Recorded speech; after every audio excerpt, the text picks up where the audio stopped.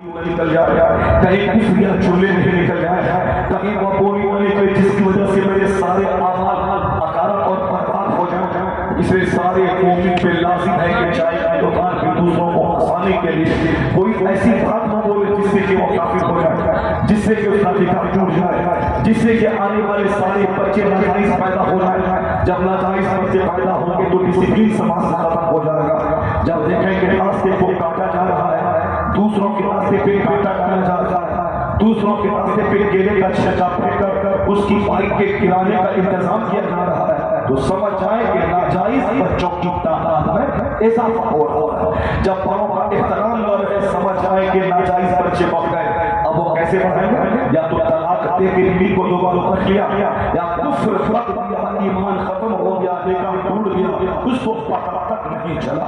اس آوار کی فکر کے زمانے میں لوگوں کو غصہ زیادہ ہے، لوگ نفس کی پیروی لوگ زیادہ کر رہے ہیں، اسی لیے غصے میں کچھ سے کچھ وقت دیتا ہے، اس کو احساس نہیں ہوتا۔ جبکہ حدیث پاک میں کہا گیا لیس الشدید بالسرعة انما الشدید الذی یملک نفسه عند الغضب۔ بخاری شریف کی حدیث میں آیا ہے کہ بہادر وہ نہیں ہے جو دوسروں کو مقابلے میں پچھاڑ دے، بلکہ بہادر وہ ہے جو غصہ کے وقت میں اپنے آپ پر کنٹرول کر کے رکھے، یعنی غصے کے وقت میں اپنے آپ پر کنٹرول رکھے، نفس پہ کنٹرول رکھے۔ ایسا ہی شراب دیکھا پھسل گئے، خوبصورت کسی کی بیٹی دیکھی پھسل گئے، کسی کا مکان دیکھا حرام کا بنا ہوا، ہم بھی نماز روزے چھوڑ کر حرام کر کے مکان بنانے کا نشہ دماغ میں ڈال لیا۔ جو ہوگا مرنے کے بعد دیکھا جائے گا، یہاں مکان چاہیے، یہاں گاڑی چاہیے۔ 90% لوگ اسی فکر کے ہو گئے۔ لوگ آپ کی جو زمین مسجد میں وقف کی گئی تھی، اس زمین کو اس کا بیٹا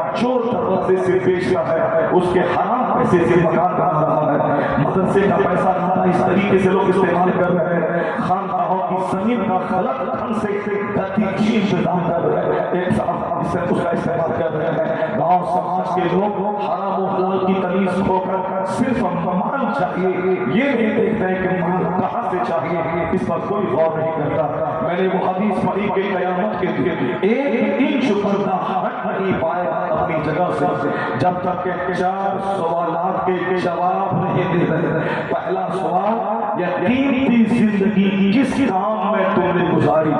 تم کو پیدا کس کام کے لیے کیا گیا تھا؟ وما خلقت الجن والانس الا ليعبدون۔ انسان اور جنات کو اللہ نے عبادت کے لیے پیدا کیا ہے۔ اللہ نے زمین بنائی میرے لیے تاکہ میں چلوں اور گھر بناؤں۔ اللہ نے آسمان بنایا میرے لیے تاکہ میں اس آسمان کے نیچے چھت سمجھ کر کے آرام سے رہوں۔ اللہ نے ہمیں ستارے دیے تاکہ رات میں راستے پاؤں، دن کا سورج دیا تاکہ میں اس کے اجالے میں کام کاج، کھیتی باڑی، نوکری، صنعت و حرفت، زراعت کا کام میں کروں۔ اللہ نے ہوا دی تاکہ میں سانس لوں۔ اللہ نے چاول اور گیہوں دیے تاکہ میں کھانا کھاؤں۔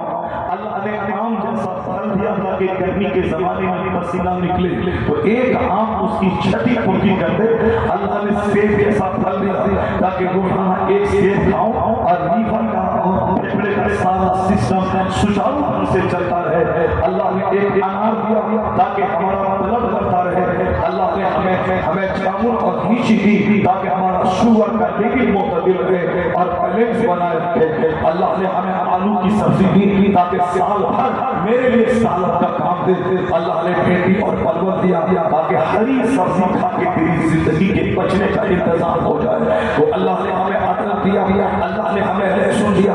ادرک بہترین علاج ہے خطرناک بیماری کا، لہسن علاج ہے کینسر کا، پیاز بہترین علاج ہے نامردی کا۔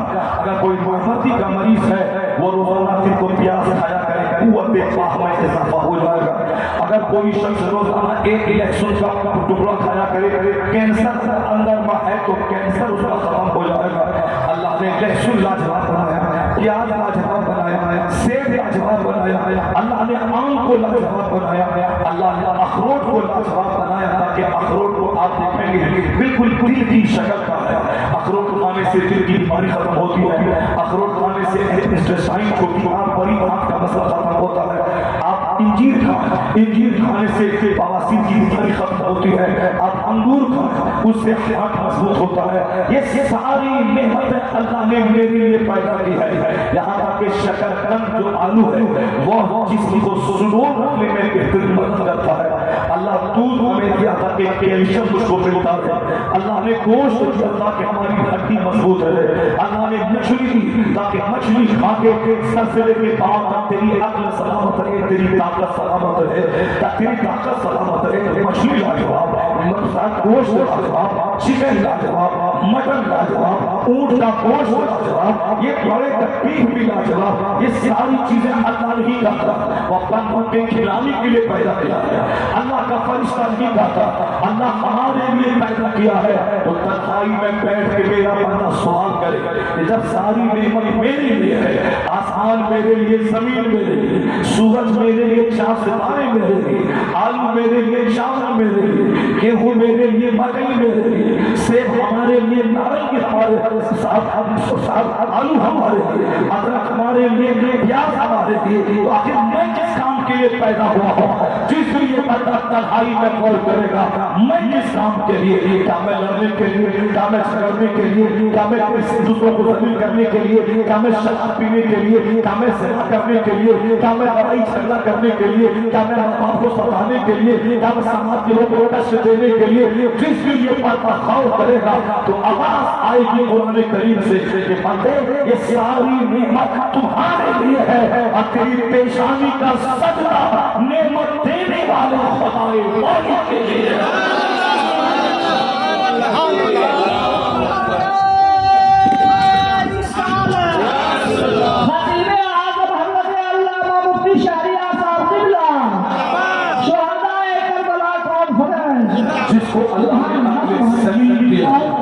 جس کو اللہ نے عقل سلیم دیا ہے وہ اس بات میں ہمیشہ غور کرے گا اور اپنے گناہوں کو ہٹانے کی کوشش کرے گا، اپنے نام اعمال کو نیکیوں سے بھرنے کی کوشش کرے گا۔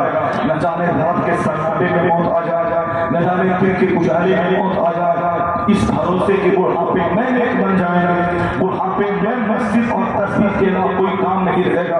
جب سارا کام کر گزریں گے تب آخر میں جا کے حج کریں گے۔ اسے معلوم ہے کہ جو لوگ بڑھاپے میں حج کرنے گئے تھے، ہندوستان کے 100 سے زیادہ بوڑھے حاجی گرمی کی تاب نہیں کے مر گئے، یہاں تک کہ بے سخاتی کے عالم میں مر گئے۔ مرنا تو سب کو ہے ہی، مگر وہ بے سخاتی کے نہ بیوی ہے، نہ بچے ہیں، نہ سماج کے لوگ ہیں، اجنبی جگہوں پہ آئے اور اچانک سے شدید تکلیف ہوئی، گرمی آئی، لو لگا اور وہی ڈھیر ہو گیا۔ کوئی اپنا ہی اس کا چہرہ کو دیکھ کے اس غم کے عالم میں دلجوئی ہو سکے۔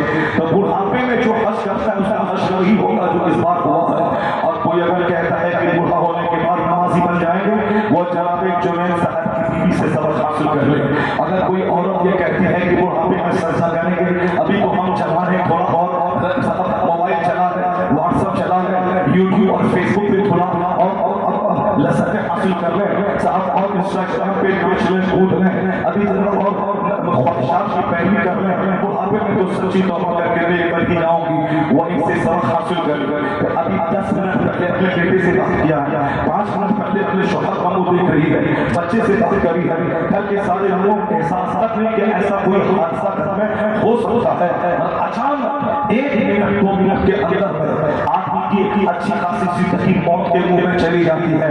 پتا چلا کہ موت کبھی کبھی بیماری کے آڑ میں آتی ہے، اور کبھی کبھی تندرست آدمی اچانک مر جاتا ہے، اور یہ قیامت کی نشانی ہے کہ اچانک موت پڑ جائے، سڈن ڈیتھ پڑ جائے، جیسے کہ ڈپریشن کا مریض ہوا، فوری مر گیا، فوراً پیرالائسس کا حملہ ہو گیا، اور فوری طور پر اٹیک آیا، مر گیا۔ تو اچانک موت یہ قیامت کی نشانی ہے۔ اچھی موت ہے وہ جو وصیت کرنے کے بعد آئے، بندہ کو پتا چلتا ہے کہ اب میں بیمار ہو گیا ہوں، موت میرے سامنے کھڑی ہے، 2-4 دن کے بعد میں مر جاؤں گا۔ اپنی بیوی کو وصیت کیا، اپنے بچوں کو وصیت کیا، اپنے سماج والوں سے گناہوں کی معافی کروا لی، جس کو کوئی تکلیف پہنچانا تھا اس سے معافی دلوا لی، پھر اس کے بعد وہ کما شریف کا ذکر کرنے